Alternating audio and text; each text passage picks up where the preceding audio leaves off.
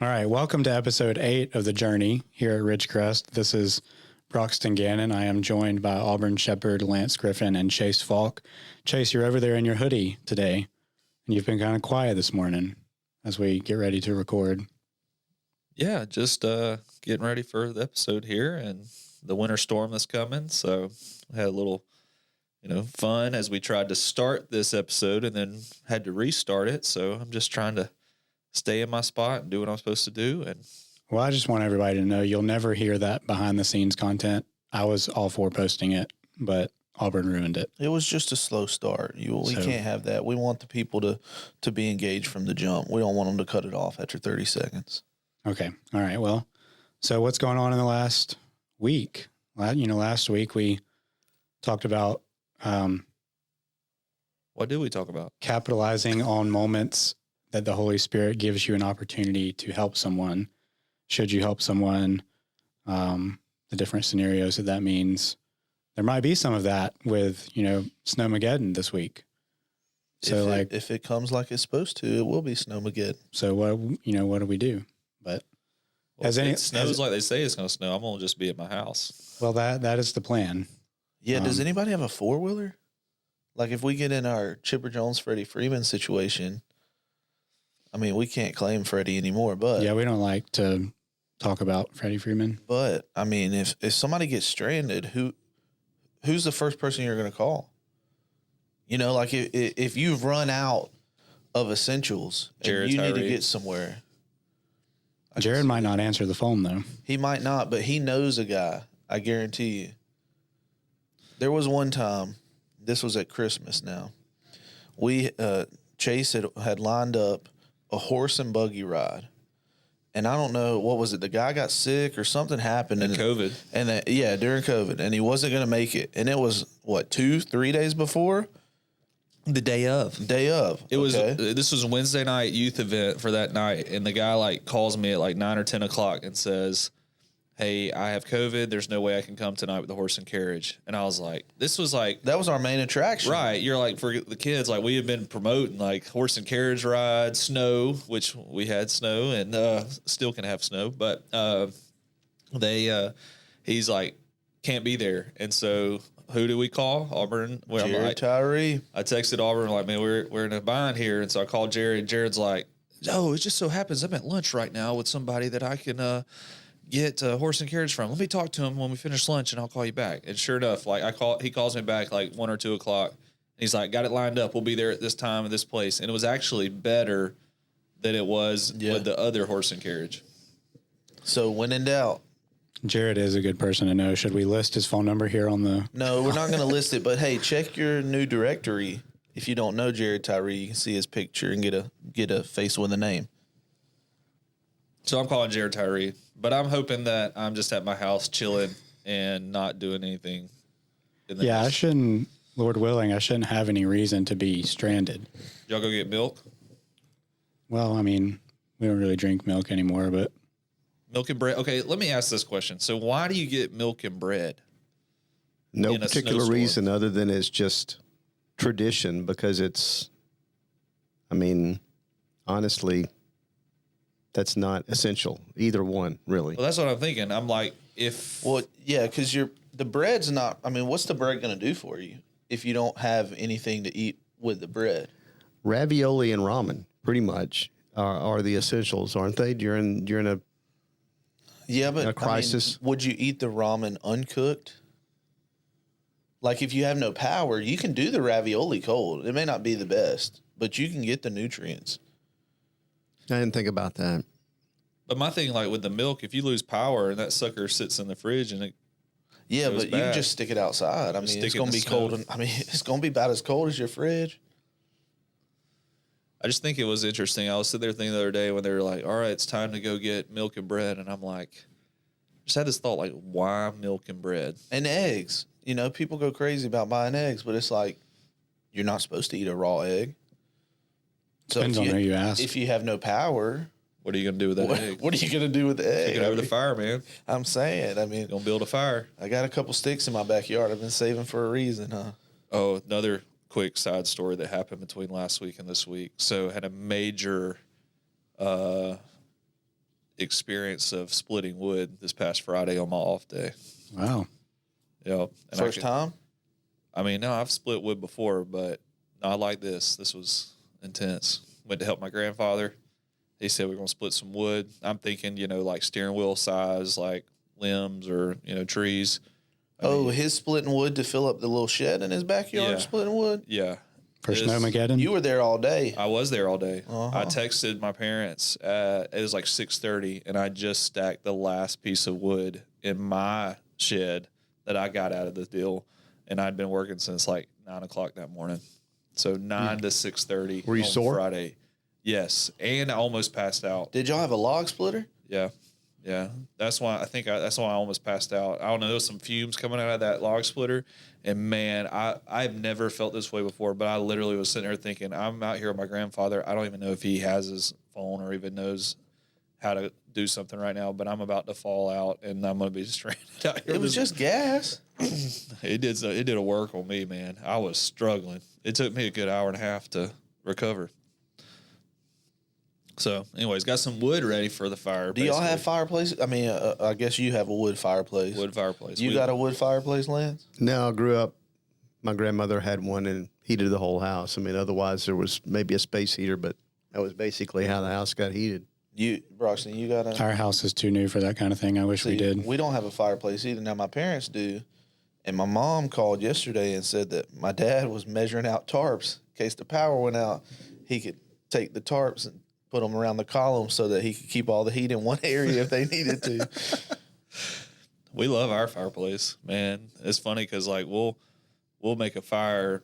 It's probably if it's 60 degrees or colder, there's a fire at our house. Man, we make some fires. You be having to sit in there with shorts on though. Pretty much, but it's all about the experience, making the fire. Yeah. We don't live that way anymore. Splitting wood, making fires. First of all, it never gets cold enough to make a fire here. So it gets under 60. Well, that's not cold enough to make a fire. Yeah, it's really not. You got to be like under 40 for a good. I made one that this morning had the fire built, and when I got up, and everybody left it for them at the house so they could enjoy the fire. It's a good day to have one. It is under 40 today. It is. And will be for the next 3 or 4 days. But I was sitting there thinking, though, about this, and I was like, as I spent time with my grandfather and his friend, and we were splitting his wood, like, that's such a different generation, and, like, that man was working circles around me, and I'm like, I'm struggling over here. I told him he was ready to finish the last 3 pieces. I said, Pa, I think we need to let these stay for the rest of the day. So I had to go get Collins and Asher and bring them back from school so they could help us load it all up and get it unloaded. Pitiful. At least you had like an actual like log splitter. Oh yeah, thankfully we were not. Yeah, that's the old days. Yeah, we were not splitting by hand like that, and that machine works pretty cool. That was the first time I split wood like that, like a lot of that type of wood with the log splitter. So if you went all day, how much wood? And I'm not ready to do a rhyme. I mean, but how much wood did you split? Well, my dad has an open trailer, a pretty normal open trailer. I don't know, probably 12-foot trailer. And I took a full trailer load full to my house. So for South Alabama, that's probably enough for the next 17 years. Well, not at our house. Not the way he's doing fires. Not at our house at 60 degrees or lower. But for normal families with a fireplace, yeah, it would last a pretty good while. So I had a trailer load full, and my grandfather had more than that we took to his house, and because they like to do fire. Do you have a fire pit outside? I do. Okay. And I recently, for Christmas, bought Lee a gas fire pit for the front porch. That was a new. Did you get it at Sam's? No, actually, I did not. Okay. Saw one at Sam's that I kind of liked. Yeah, it's kind of like that, but so we got this front porch swing now that we enjoy to because the kids will play in the front yard and we can sit on the swing, and kind of gets cold out there, so I was like, oh, we could get a little gas one, and so I put it together last week. Actually, the first one came in and it was bent and broke, so had to get a new one, but it works good. So y'all like not a lot of TV? all about the experience of fires and being outside and stuff. I would say that's a goal, but still the TV can dominate the house. So Lee is 100% like, turn the TV off, let's go outside and all that kind of stuff. And so on a Saturday, like the last few weeks these Christmas time into now, like all the football games on like all day, and the boys and I maybe want to spend a little bit more time watching football. Lee would definitely rather us be outside, and I enjoy it too, but sometimes I don't want to miss my game. Well, not to call out my wife, but we're the exact opposite. Last night I was arguing that we should get rid of our TV, and she said no. So. Yeah, but you get on these random kicks sometimes. That I do. They're here a week or two, and then you're kind of like, let's jump to something else, and then. Well, it's really more about like what we're paying for with cable that I don't watch. And I don't want to get into this discussion with you about Uzu. Hey, you pay more. Like you pay more. You pay more a month than I pay all year for my TV. Well, if you split the cable and the internet, no, we're not doing that.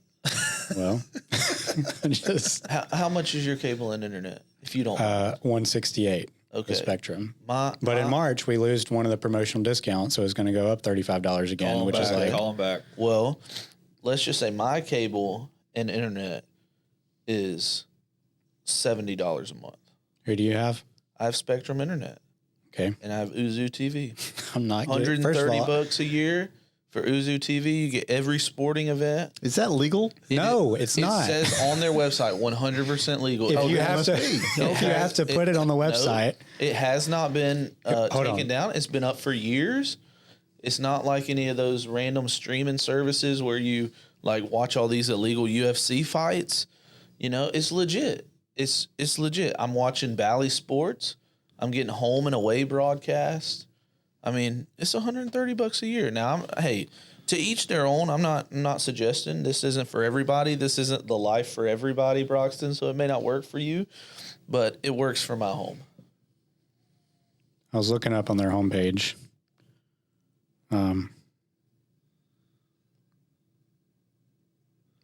Well, what's the purpose of this conversation? Oh, our TVs. Is Uzu TV legal? That's what you should be Googling right now. Hey, I'm still here. I've had it for about 9 months, 10 months. Well, we'll see. So why do you want to get rid of your TV outside of what you're paying? Is there a conviction that you have in regards to the importance of not having a TV in your home? How are you going to watch Blue Bloods? Well, first of all, I don't think we would completely get rid of it. If we did, we would probably just relocate it and probably not make it the center of the home. And I mean, this is pointless because it's not going to happen. But I mean, just like hypothetically, since you asked, I think we would just move it to a different room, and that would be like, this is where we're going to watch TV. But if we're in the living room, especially if there's people over, or should like be together and have conversation, yeah, and engage with each other versus. So here's the question in that. So pretty radical, extremely radical decision that is counter to what is normal in today's society. So if you decide to do that, are you going to leave your phones in the other room too? Because here's what I see in decisions like that. Well, you replace whatever you got rid of with something else. So whether that's a phone, an iPad, computer, whatever. Well, that would be the goal, to work towards that. But as I said, this is probably not going to happen. So I mean, we're just there's a cost component to your thought process there too, because you could just say, okay, well, Mondays and Fridays are no TV days, et cetera, et cetera. You could, if you wanted to carve out time away from the television, you could do that. But, then like, well, if you're paying $168 a month, you feel obligated to, and it's the same with like streaming services. And oddly enough, I feel like this kind of gets to what I want to talk about some, is just the amount of noise that there is in modern life, whether it's mainly digital noise, but that's not all. But like, when we were growing up, all you had was a TV And I mean, we had a computer, but it was. This is where Broxton gets to say, I grew up in the era of 55 channels, and I get to say I grew up in the era of 3. We grew up in iPods, though. We did. And see, those are coming back around. Touch iPods, though. Yeah. I mean, Nano. But like. Those are coming back? Yeah, there's people that'll like, if they can find them, they'll, restore them. And oh, they're not like. No, they're not like doing new ones. No, gotcha. But what I'm trying to say is there was a hard limit on options for consumption. You had TV and you had the however many channels you had, but that was it. I mean, this was before Netflix was streaming, so you'd have to order a DVD or go to Blockbuster/Movie Gallery. What? Exactly. How prehistoric. R.I.P. Movie Gallery. What? And I mean, now I feel like by the time a DVD got to me that I rented, I would be like, well, I don't even remember why I wanted to watch this movie. But now with subscriptions, it's like, here you can pay, $14.99 or whatever it is and have access to all this. But then it's like you're paying $14.99 for a bunch of stuff you're never going to have time to watch. Not even to get into the discussion of like, what should you watch? I mean, and so it's that way with everything. With cable now, well, like, let's be honest, the only reason we have cable is to watch sports, more specifically the Braves. I mean, so that's the only reason I've kept cable for the past 4 years. And it's even a little bit different for you to watch the Braves because you host a sports show. Right. So like you are kind of required to watch sports, whereas I am losing more interest in sports by the day. Really? I don't know why, I just am. Like I have been for the past couple of years. It's because the Dodgers get to spend all this money that's all deferred, and it's just ruining the sport. I know. Well, it's I mean, okay. We don't have to talk about it. They're ruining Major League Baseball. College football is being ruined. I mean, and why is all this being ruined? Money. And money. The reason it's being ruined is because to keep up with these cable packages is to handle the sports broadcasting fees. And so it's like I'm paying all that money, and all I really care about watching is Alabama or the Braves. That's a lot of money for two things. I get it. And so that's why it's like, okay, I'm not trying to super spiritualize it because I know that everybody's different in regards to this kind of stuff. But there has been a little bit of, or at least the beginnings of some conviction for me of like, why are we paying for this if we're not like really, consuming it? And then you add in a 7-month-old to the mix and it's like, you don't really have time for that anyway. And then when you do have downtime, it's like, well, I don't want to spend it watching, Shark Tank episodes for the 5 millionth time. Blue Bloods maybe, but not Shark Tank.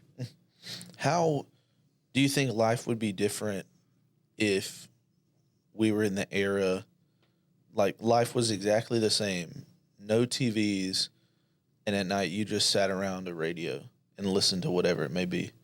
Do you think life would be drastically different? Well, yeah. But how so?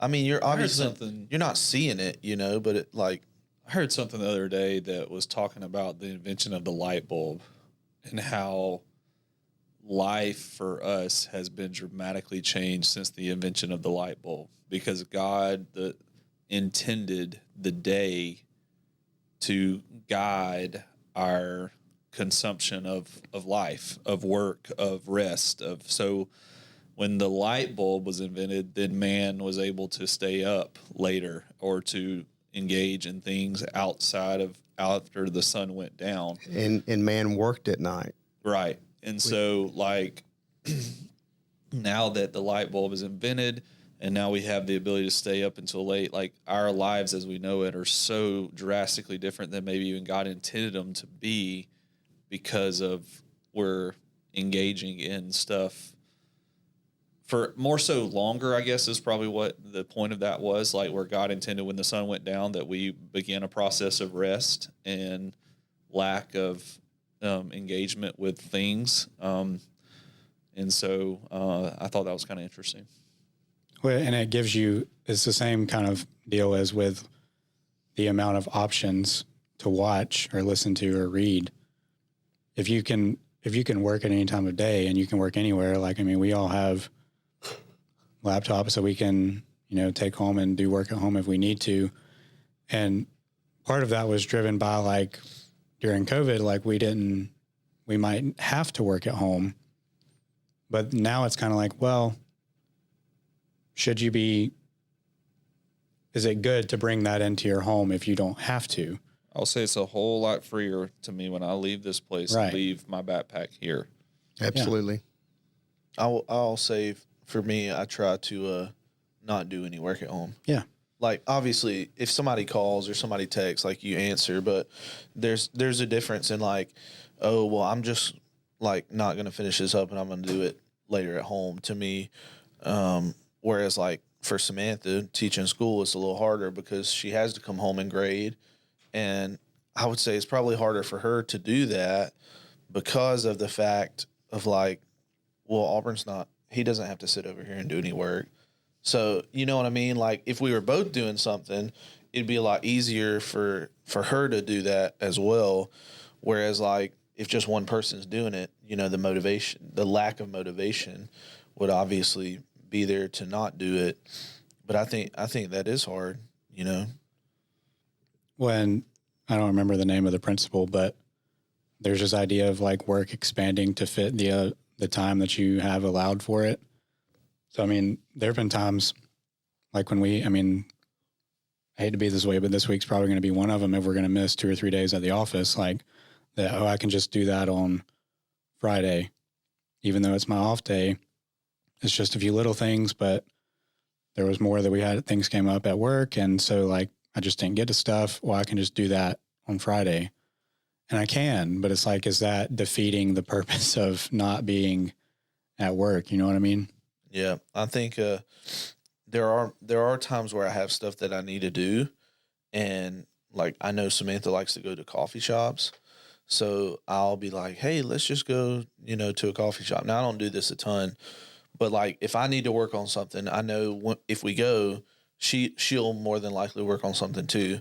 Or if it's you know, during the fall season, I kind of strategically plan when we might go, because, you know, sometimes there's Thursday night football or there's Monday night football. And so I can say, hey, Thursday night, what if we go to the coffee shop and just kind of do some work? And for her, it's like, yeah, that's awesome, you know? And I mean it, like, sincerely, like, hey, we're going to do stuff, you know, like, I know you got stuff to work on. I may have a few things to do. Like, let's go. And so we'll go, and then, you know, she'll be listening to whatever or doing whatever she needs to. You know, I'll have Thursday night football on my computer right there, you know, opposite sides, you know, but it's like, you know, finding different ways or places that you can go when you need to do things that, like, benefit each person. Because, like, what you're talking about, you know, being at home watching TV, like, it's really not always beneficial for each person. Like, no. For the majority of the time, I would say, like, Samantha either wants to watch something and, like, I'm kind of barely listening to it, or, like, I'll watch something and she's barely listening to it. And I don't know about y'all, but it is hard to find, like, a series to watch, like, together. And then by the time you've finished that series, it's like, oh, we're going to start from square one and spend a week looking at different things to try to figure out what are we going to watch again. That's why we just watch Blue Bloods over and over again. See, but that's boring.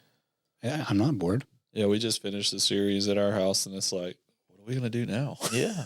It's like, what do we watch next? But at least that, where you're like, you're taking a series that you're going to watch together, that is a thing that you can still do together. Yeah, but I feel like most normal TV consumption, streaming consumption, whatever it is, you say that you're doing that, but you're not even watching it anyway. Because I've experienced that of, like, well, we're gonna sit down and we have a couple hours before we go to bed. We're gonna watch this, but we also both have our phones. See, we're not really watching the TV. I'm the world's worst at that. Like, I am, in a sense, like, watching the show, but it's like I'm not as interested as I should be because my phone's right there. So I'll just, like, scroll, and Samantha will look at me and be like, are you even watching this? Like, put your phone up. And so that's one thing I know I need to be better about, is, like, just putting my phone in some random place. My granddad, I would love to be like him one day. Young? He turns his phone off about 4:00. And he just leaves it in the barn. And so like, he just won't, if you call him, I mean, I really hope that there's not an emergency one day. That's what I'm saying. Who all's calling him after 4 o'clock? Do they have a house phone? Well, grandmother does not turn off her phone.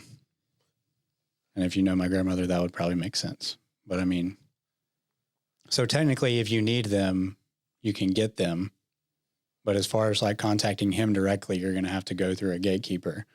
And if he's going to get back to you, it'll be the next morning. And so. So are you suggesting each family have a phone at home? That's like the beacon call. Like you get home, cut off both phones, and you have one little Boost Mobile prepaid with the phone number that only like a burner phone. Like a burner with your essential like family members who like, hey, if you need something, like this is the bat signal. Well, I do think that there should be some kind of home phone. Well, no, because then you get into like, okay, well now I get a bunch of calls that are not. It's just marketing calls. But I do think it would be beneficial for families that live in an area together. I know not all families live in the same town, but that there would be some kind of, for lack of a better term, like emergency contact plan. Because, I mean, a few years ago when I read The Ruthless Elimination of Hurry, they were talking about this. Or it actually wasn't that one. It was another book. Can I say To Hell with the Hustle? You just said it. Yeah, I guess. It's the title of the book. But the author brought up Sean Ryan. The author brought up this question of like, they were talking about, silence, solitude, and unplugging and being with your family when you're actually with your family. And the common objection is, well, what if I have to have my phone? What if something happens? Like, what if there's an emergency? And finally, the author was just like, then there will be an emergency and you'll figure it out. Like, this was not a thing that we allowed to rule our lives for hundreds and thousands of years until recently. Like, if there was an emergency, you just figured it out. You figured out how to get to whoever you needed to get to. But then he followed it up by saying 9 times out of 10, there's not.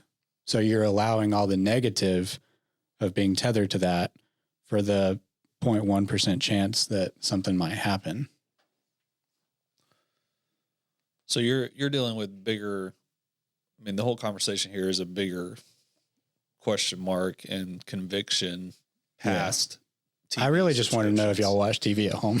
Yeah, but you just opened up, I think, really what you wanted to talk about in general, Broxton, in regards I didn't plan it that way, but it did actually work out kind of well. It did, in regards to the intake of everything that we experience in our life right now, and the majority of that coming from a digital media, and how that impacts our lives versus what it was like prior to that. Well, I mean, you're also listening to this on a podcast. So, I mean, on digital media. And, Auburn asked, what would life be like if there were no TVs, no internet, and it was just a radio? Well, I would not have this job. I would have to go find something else to do, I guess.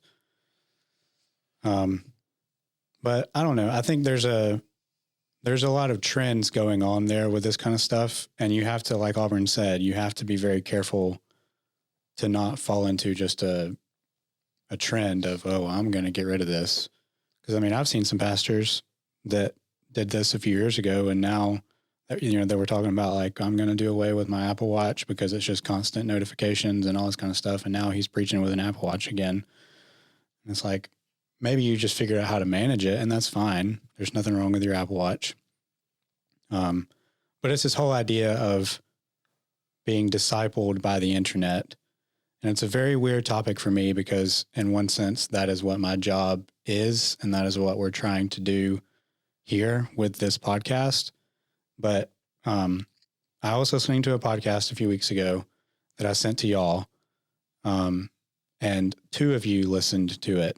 Auburn never does the homework that we send. Dude, I'm busy. I got a newborn. So do I. He's 7 months old. He's not new. Well, he might as well be 2 months old. You pretty much discard your children after a month. Is that what you're saying? No. Is that what the regression that we are going through right now feels like he is 12 days old when we got him. Well, so it won't be like this for long. It won't. And it won't be like this, like it is for you right now, where he's sleeping through the night. It won't be like that for long. He gets up. I go ahead and tell you, my 4-year-old still doesn't sleep through the night. That is encouraging. So good luck. I don't think that is encouraging for you, but keep going. Proceed. So you didn't listen to the podcast, but it was on this topic of being discipled by the internet. So I want to open the floor to the two of you that did listen to it to give me give a best snapshot of it, because also those that are listening have not listened to the podcast. So do the best you can to give us a snapshot. You're supposed to boost up coworkers, not tear them down. Let's get out the handy dandy. Just some kind of like the Cliff Note version of the podcast. So this was from Wild at Heart Ministries. I read that book several years ago in college. But they have John Eldridge. He has a ministry called Wild at Heart, and they have, oddly enough, a podcast that is discipling me. But they did a series on being discipled by the internet. This was earlier in 2024, but they centered around this idea that faith is a fragile thing.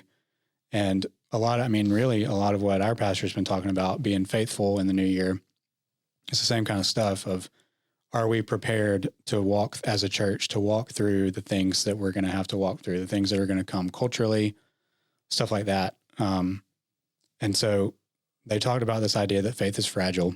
And the reason for that, John Eldridge thinks, has to do with this idea of being discipled by the internet. And he was quick to point out that it's not so much the content of what it is, because that disciples you too, but it's really what he was really getting at was the mechanism of, I have a question. Like last week, we talked about, as a Christian, should I help every homeless person, or should I give $20 to everybody that asks me on the street? Should I give everybody a ride? We spent an hour talking about that, but a lot of people would have just, in this kind of discipled by the internet ecosystem, that would be something you might Google and say, like, should I do this? Like, what does the Bible say about helping strangers on the street? And his point was, we go to stuff like that rather than just being okay with the kind of mystery and the kind of nuance and conversation that we had last week about those kind of issues. And you can multiply that across all sorts of different issues. Why is God not doing this? Whatever your prayer is, whatever season you're in that you feel like God's not hearing your prayer, much less answering it, why is that? And rather than walk with God through that and let him teach you why he's not doing that and that there is a reason for that, your first inclination is to go listen to a bunch of podcasts or read a lot of books about why that is. And so I'm trying to wrap it up as best I can, but it's this whole idea of, you need an answer. And our ancestors, he talked about, would be completely, what we have would be completely foreign to them, because they had no, here, let me Google this and get an instant answer. When they had a problem, spiritual or otherwise, they just had to kind of work it out amongst themselves, among the Lord. And so his point was that this system has made us, I think he called it weary, skeptical pragmatists. So the system makes us tired because we get frustrated. We don't really believe anything because we don't know what we can believe. But at the same time, like, the fact that we have access to all this information makes us want to keep searching for the truth. And the pragmatist part of it is, we'll do a thing for, we'll practice the way for a few weeks or whatever, and then it'll get boring to us and we'll move on to another thing. Was that a fair? Yeah, it's good synopsis? Yeah, that's good. Helpful. So what's your question in regards to that? Since you kind of gave us the homework, so it obviously struck you. So what did you come away thinking after listening to it that you thought would be interesting to discuss? Well, I don't know that I really have like a strict outline of, and I almost thought about leading this conversation with like, okay, y'all just tell me like if this is a thing that we need to not talk about, and then I need to just explore on my own Substack. But I do feel like it's a worthy thing to talk about, because when I listened to it was almost one of those moments where you're like, this is what I've been feeling or I've been frustrated about, and I haven't really been able to put into words why I feel this way. And so I think it was me realizing, even as a person who is kind of responsible for doing some of this, I've been affected by it. So then if I've been affected by it, I know others have been affected by it. What do we do about it? That kind of thing.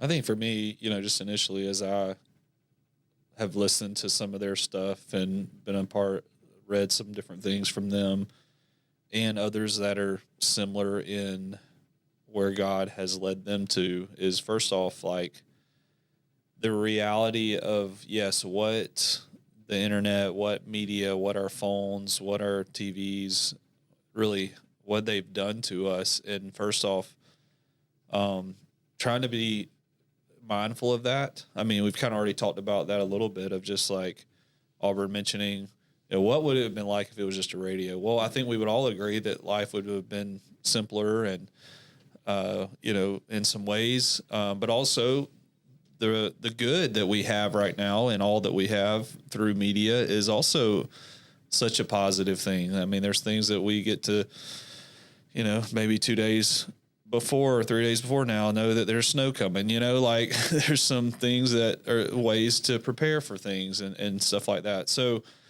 but also understanding that our lives are different because of our phones. And we, on this podcast, The Journey of Walking with Jesus, our walk with Jesus to me is different today because of our phone, because of the internet, because of media in some ways, good and bad. And so realizing that, I think, is first off important, and knowing that, again, there's good and bad to it, because here's what I've found in my personal life and what I've seen in some other people. You go all in with the bad, and then you try to get rid of all of it. And it's like, that's not practical. Like, how am I going to get rid of how am I going to get rid of my smartphone? I mean, really, in today's world, I mean, can you go without a smartphone? I guess you can, but like, there's so many things that we do, even with our job, through our smartphones. And like, even simple stuff is like, as far as grocery pickups, or like, I mean, things like that you're like, oh, if I got rid of this, life would be a whole lot easier. But then again, you would have to do something different with certain things.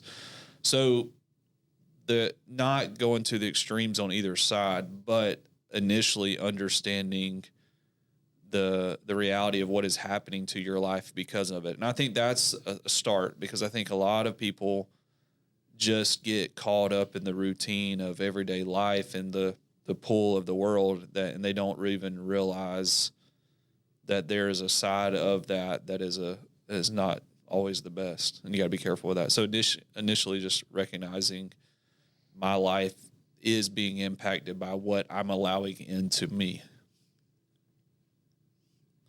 Yeah, I guess what was the phrase he kept using over and over and over again? He said, we're becoming cold, weary, skeptical, pragmatists. So what he's saying is, I guess, we're weary by all the stuff that Chase just described. I guess we can be if we choose to be.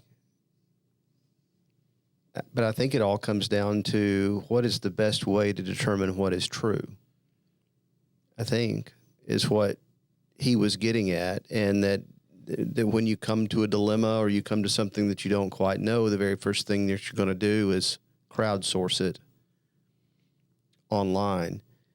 And I think what determines on whether that is wise or not comes back to what your critical thinking skills are, because you may go out and crowdsource something and it may end up being much better for you than if you just went to a couple of guys around the corner.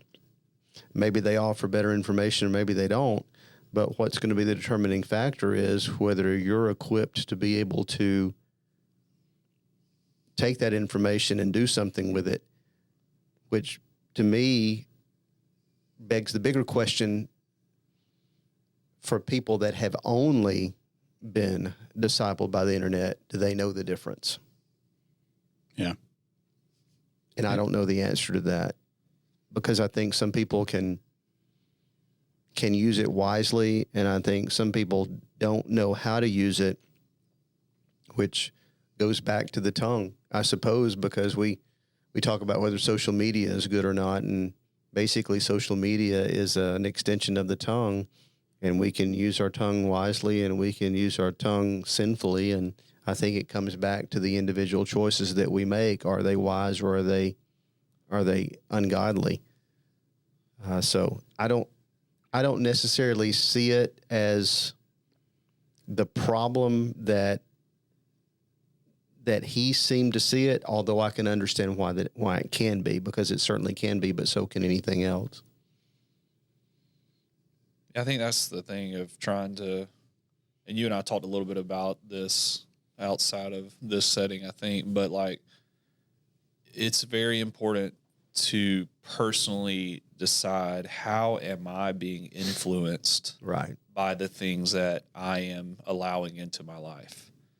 And as you navigate that question on your journey and your walk with the Lord, to me, it's important that you then make the decision on what is best for how you're spending your time or what you're allowing into your life. And I think the importance there is, first off, again, initiating that, because I find myself just kind of going through the routine of the day and not even realizing that I am being impacted by things that I'm allowing into my life. And I mean, this whole idea, some of the idea that we're all disciples of something is discipling us. We're becoming like something in some sort of way. It's like the whole deal when you were with your friends. When you spend time with your friends, you start talking like your friends, or you start acting like your friends. And so we are all being changed by something. It's just, again, what is changing us, what is impacting us. And obviously for us,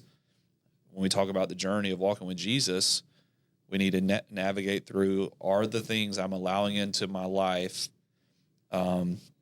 allowing me to become more like Jesus, or the opposite of that and not like him? But you have a personal decision to make, I'll say that. Because, again, what works for Broxton doesn't work for Auburn. What works for Auburn is not going to work for Lance. What works for Lance might not work for me. And I think what happens in the church world, we jump, and Auburn mentioned it, and you mentioned it too, we jump on the trend of what is out there. And just because it's on a New York Times bestseller, or just because it's on this great podcast that we like to listen to because they're great personalities, doesn't mean it's right for me. I do worry a little bit about when we get a year or two down the road with AI, and AI is considered authoritative, what that will mean as far as whether we'll be able to discern truth or not. Because I think that happened early on with the internet. When it really started being used on a grand scale in the mid 90s or whatever, well, let's just go to the internet and find it out. Well, now, there's a running cliche. Well, it's on the internet. It must be true. So we figured out that a lot of the information on there may be accurate and a lot of it may be not, and it's on us to figure out what that is. But I'm afraid that once we get a year or two down the road with AI, that it's going to be generally considered fact.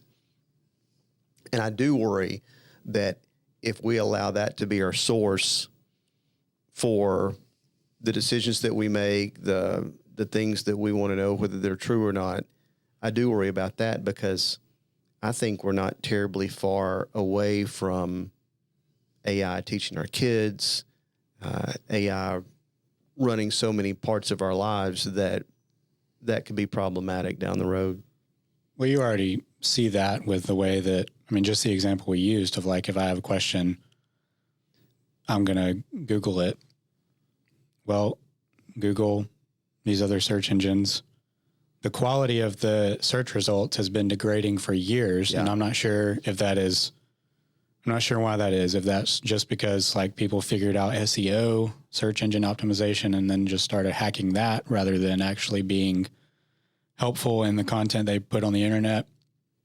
But now the search engine function itself is taken a massive backseat to whatever artificial intelligence summary that is going to be provided at the front of at the top of the screen. And so sometimes that's good, sometimes that's bad. Like if you need to know, like the other day, there was some little noise on my truck and I just wanted to know what it was. And so I used this service called Perplexity, and it was like, it used the sources that you would get from a Google search to summarize, it's probably one of these three things. And that's helpful, but who knows where all that source information is coming from? Exactly. And I also, what we want to teach and what we want to emphasize is that God's word establishes principles that you live by, and it's authoritative. And what it says is kind of the filter that you make your decisions through in everything. And sometimes that takes a little bit of work on our part, that if we have big decisions that need to be made and we want to make the right decisions and we want to be biblically sound in that, sometimes we've got to do a little study on our end to know what are those principles that are guiding me, what is God's best for me. And that's a little bit more time consuming, and it takes a lot more brain power than just Googling something. And I do think that can be a problem down the road. And I think it's our job and the roles that we're in to make sure that we are still emphasizing that God's word is the source. I think there's two levels here of important understanding. There's the information side, and then there's just the practical digital like pull side, if that makes sense. Like, yes, the truth of the word of God should drive the information that we bring in, and that should be the way we answer what we answer. But also there's the side of it of like just the way our lives are different now because of our digital nature. And so I don't really know how to kind of navigate through that, but I think there's two kind of key directions, and right here in like the last little bit of this conversation is more based on the information side of that. But then there's the side of it again of the reality of how our lives are different because of our digital world. I think that's interesting. I think that, like, for me personally, I would say, like, I don't know about y'all, but I would say I have more of an addictive personality. So, like, when thinking about, other people's opinions and consuming, other people's opinions and things of that sort, I would say, like, for me, I'm not the person that's, like, per se searching for truth, on social media, as probably a lot of my generation of people do. But it's more so like, for me, I feel like more of fun and games. Huh? Fun and games. Similar, kind of like, I feel like my view of social media is like, I just want to see everybody's opinion. Not that I believe those opinions or that I agree with those opinions, but like, I just want to consume as much as possible. It's interesting to hear other people talk about things. Right. I don't think we would be doing a podcast if we didn't think that was true on some level. Exactly. So it's like entertainment. Yeah. For me, it's like entertainment. Like I would replace cable with, there's a million things on YouTube that I wouldn't mind watching. And I'm telling on myself here, but like, I don't, like, I've come to know it's really not a good thing. No. Like, and I'll explain why. And I've tried at different moments, to like delete the apps for a few weeks, or like only look at it on my iPad, or like only look at it on my computer, or things of that sort. But then it's like, especially for me and you, Brox, like our generation has become so like we always have to be doing something. And 9 times out of 10, like we have to have our phone in our hand. And for me, I found even when I delete those things, it's like when I get home and like there's nothing going on, we're not doing anything. We're just like sitting around. We can't just be bored anymore. Right. And like I've found that to be true for myself, like probably in a bad way. Yeah. That I just like I just am not content just to sit there. And standing in line, and that's wrong. Scrolling. Like I'm definitely wrong on that. Well, you know? I mean, and I need to just delete them again and be like, you know what? Like probably what I need to do is delete them or put them on like a timer of like 5 minutes and have somebody else put the passcode on there. And then as soon as they go off, it's just like, hey, you can't look at that on your phone again today. Because I've done the passcode, but I know the passcode. I downloaded an app. I forgot what it was 5 called. minutes. Yeah, let me click that. How easy is it to just click, ignore the limit for today? So easy. But like I even went so far as to use an app one time that I found through an ad on Instagram. I don't remember the name of it, but it like through the Apple shortcuts deal, you set up a shortcut in it for like certain apps, whether it's Facebook, Instagram, Twitter, formerly TikTok, whatever, that you set your limit for the day. Okay, I'm gonna give myself 30 minutes on social media today because that's important too. Like if it is just a more of a hobby type thing, that's fine. Well, to the majority of people, that's their newspaper. Right.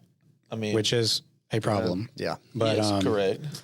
But so the way it worked was you'd have your limit, 30 minutes, whatever it is, and then through the app, there was a shortcut that was really like a 3 or 4 more steps from the typical time limit that Apple already gives you in-house. And you had to like go through all these different things, and it did all these different things to your screen. And like you could eventually get back into the app, but the purpose was if there's more friction here, then okay, you'll move on. It was basically asking you to pause for like 90 seconds. And our attention spans are so bad that 90 seconds would really save you from going back into it. But I mean, that was like a year ago and I don't have it on my phone anymore. And I just go back to what I was doing. Yeah. But what you said about being content with not having it is really like a bigger issue that we don't need to get into at the 52-minute mark is just contentment in general. But it's not like to do with any, like for instance, when you're home with your wife or with DJ, right? It's not like you're not content to be with them. You're just like not content to like you said, Chase, be bored. And it's like, you know what? Like you'll fill it with something. Yeah. Like, and I think it's important as best you can to try to do an inventory of your life ever so often. Okay, where am I off balance? Where am I a little bit off kilter? And for some people, it's the screen. So, yeah, I'm spending way too much time scrolling, or some people it's television. I'm spending way too much time watching stupid stuff at night. But for some people, we had this discussion in Man Church. For some people, I was going into my shop as soon as I got home every night, and I was woodworking or whatever. Fiddling, baby. Let's go back to 1712. It's still, you will still fill that time with something. So what is off balance and what can I do about it? It just so happens for so many people, it is the screen. But if the screen's not your thing, you'll still, twiddle your time away with well, I mean, like just to what we were talking about earlier, and Chase asked, okay, say I'll get rid of your TV tomorrow. What are you going to do at home? Well, I've got like a ton of books that I want to read that I own that I haven't read yet, which is again, back to the contentment thing. Why do I have all these books that I haven't read? Yeah. But how do you spend time with Kayla if you're right? Correct. Like there's nothing wrong with reading. It would be a worthy pursuit compared to scrolling on my phone. But if there's things that need to be done at home, like if I'm needed in a moment and nope, good luck, I'm just going to read. Well, that's really worse than, I mean, it's just the way you feel it. But Auburn said another thing that I think is important. I don't remember how you said it, but it was this, like the effect that influencers have on us through the digital ecosystem. And if you're an influencer, I'm sorry, I don't mean to like come down on you, so don't take this that way. But I've seen it in myself. And I think if I was being really honest with myself, if I was just writing in my journal instead of talking into a microphone, a lot of this probably started for me with the other conversations that we've had on here about like, life feels so chaotic right now. And it almost feels like a spiritual, paralysis. Yeah. Spiritual paralysis, spiritual frustration, spiritual inadequacy of like being unable to handle the difficult moments, whatever it is. It doesn't have to be with an infant, but, and so it's like what we've described, I did. I like well-intentioned started searching out like, why is this happening? Why, like, I'm on a church staff. I've been a Christian for 20 years. Why am I getting impatient? And the answer to the question is still true. Like, John Eldredge still has correct information for me, but we have to be careful whether it is John Eldredge or John Mark Comer or the Journey podcast to not just say, okay, well, they said that I have to do this. This is my problem. And like Chase said, it's different for everyone. Like what worked for Robbie Gallaty is not going to work for me. What works for Ray Jones isn't going to work for me. What works for Lance, Auburn, Chase, or Broxton isn't going to work for you.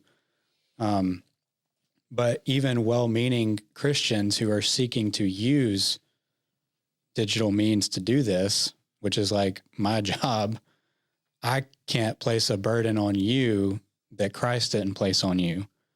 And so it's like, I don't know how to navigate that.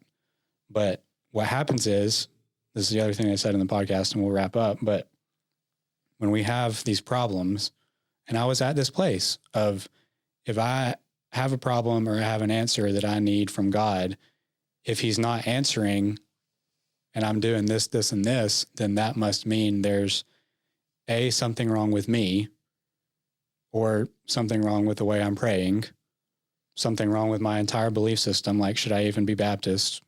Or is there something wrong with God? That's what this mindset gets you to. And so when almost, well, a lot of the time it's none of those things. Right. And that was his point, is like, it's not always through all this, you're placing more spiritual guilt on yourself. There may be something, like, we don't want to gloss over the fact that there could be something hindering your connection to God, whether it's sin or distraction or whatever, but that's not always the case. Sometimes, and to be okay with that. Yeah. Yeah. To be okay with the mystery of like, I don't know what to do here. I think that's important because we do live in such a fire hose society where we do have so many avenues of information that we can seek out when you think you're going to get the answer. If you have 100 different places to go seek something out, you think you're going to come back with something, and it frustrates you if you still feel like you felt. And I do think that's a good takeaway, that, hey, just because you didn't get the answer today, that doesn't mean there's something wrong with you. And it certainly doesn't mean there's anything wrong with God, and to be okay with that.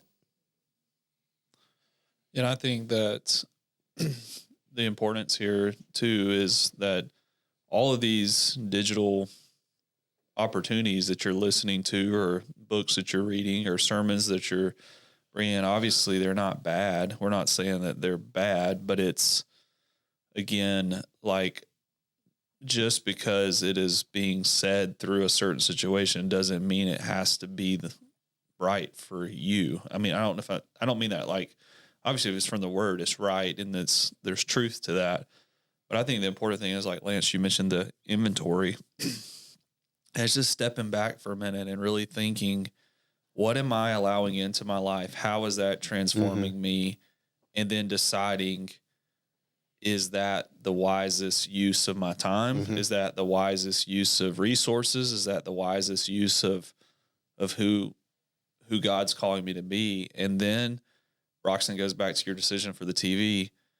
It's going to come down, and this could be an interesting conversation for next time, but it's going to come down to hard decisions. And I really think. Do y'all think we should have Kayla in here to hash this out? No. Wouldn't hurt. I just think that what we're talking about right here is going to take some harder, some conviction and some hard decisions, because it goes completely counter to what most people are willing to do. So the reality of being able to make, even if it's right, some of the stuff that's going to be right for other people is not going to be right for you, but no matter what it is for you, it's going to be different than the majority of the people. So in making those decisions it's going to be difficult.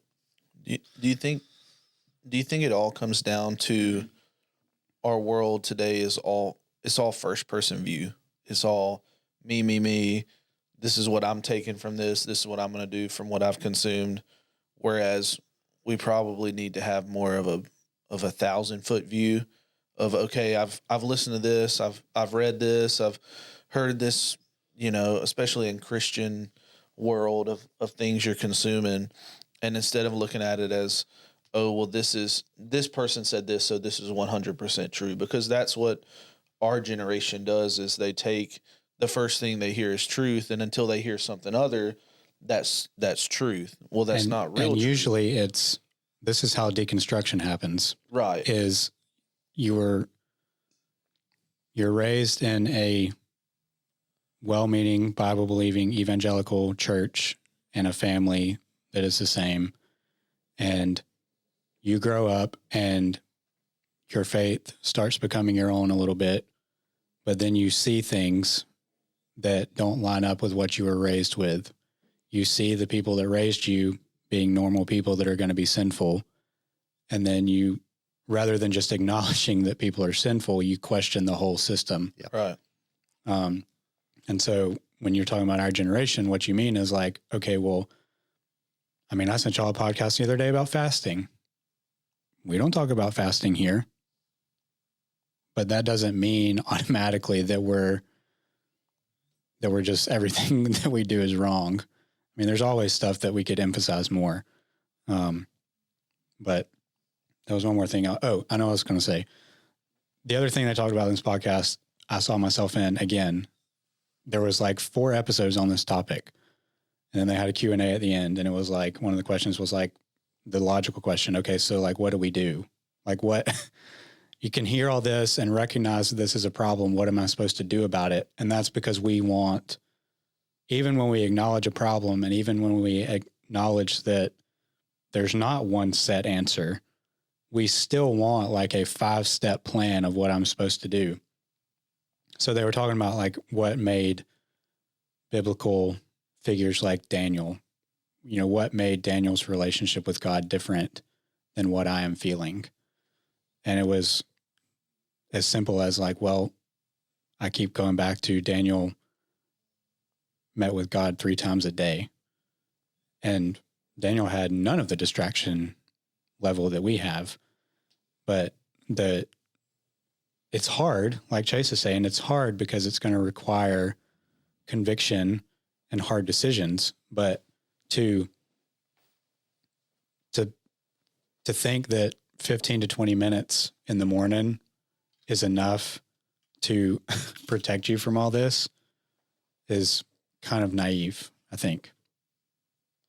Yeah, 100%. I mean, I think the start of working through this to me is, already you mentioned the 1,000-foot view, is really being careful about what you are intaking and moving to a place of like, this is just this is my personality. So it might not work for you guys, but like intake less. Like don't listen to, we're sitting here talking on a podcast and I'm going to say, don't listen to podcasts, but cut out all podcasts except The Journey. Yeah. Well, don't listen to podcasts. Don't listen to, I don't even want to say sermons, but to a degree, some sermons, because sermons, there's a little bit difference there, but still there's man's opinion in the sermon that comes out. Pastors are influencers too. Yeah. And so, even what you're reading, because